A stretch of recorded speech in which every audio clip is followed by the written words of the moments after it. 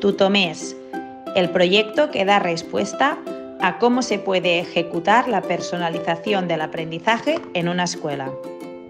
Lo más importante de FEDAXAL son nuestros alumnos y alumnas. Cada uno de ellos es irrepetible y singular. Es por eso que apostamos por la personalización del aprendizaje como cultura de escuela. Hace 2 cursos nos propusimos mejorar el acompañamiento a nuestro alumnado. Esto inició un proceso de transformación profundo de nuestra escuela, que a día de hoy aún continuamos desarrollando. Para poder personalizar, primero hay que conocer al alumnado. Es por eso que Tutomés sistematiza las entrevistas individualizadas que llevamos a cabo con alumnos y familias para recoger toda la información necesaria para luego poder conocerles y diseñar experiencias de aprendizaje personalizadoras.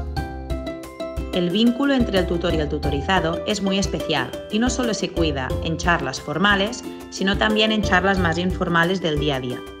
Pero cuidado, personalizar no es individualizar. Tal y como dijo Vygotsky, el aprendizaje es social. Aprendemos en comunidad y esto en FEDAXAL lo cuidamos mucho. Las experiencias y contextos de aprendizaje que personalizan tienen unos ingredientes en común.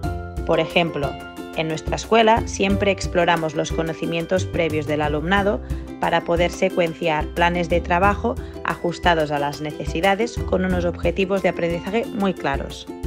A lo largo del proceso de aprendizaje, el alumno toma decisiones y es capaz de reflexionar sobre lo aprendido para poder ir construyendo su identidad como aprendiz a lo largo de su vida. Esto le permitirá ser crítico y ser capaz de tomar buenas decisiones.